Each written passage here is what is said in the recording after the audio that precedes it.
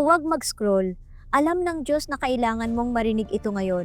Ang bawat taong tunay na lumalakad kasama ng Diyos ay may kanya-kanyang kwento. Sasabihin sa iyo ni Noah, Manatiling tapat kahit paisipin ng buong mundo na mali ka. tinukso siya at hindi siya naunawaan.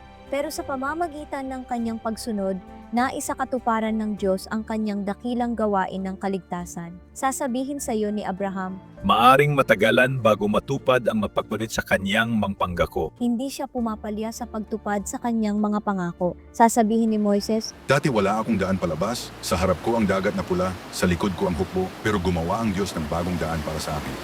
sasabihin sa iyo ni Joseph, Ako ay ipinagkanulo, napagbintangan at ititat sa bilangguan. pero ginawa ng Diyos na maging pagpapala ang lahat ng iyon. Sasabihin ni David, Oo, malakas si Goliath, pero mas dakila ang Diyos ko kaysa sa kanya. sa pananalig, natalo niya ang higante gamit lang ang isang bato.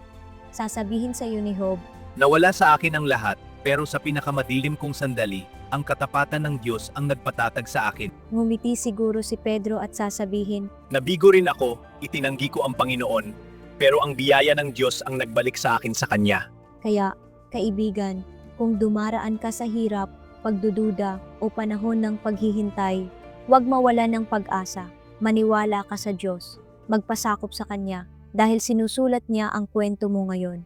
At pagdating ng araw na lumingon ka, masasabi mo rin, hindi ka niya kailanman iniwan. Kung naniniwala kang kasama mo ang Diyos, isulat ang Amen sa comments. At itag ang isang taong kailangan ng pampalakas ng loob ngayon. Ipaalam sa kanila, gumagawa pa rin ang Diyos sa buhay nila. Tandaan, hindi kailanman nanahimik ang Diyos. Sinusulat niya ang iyong himala.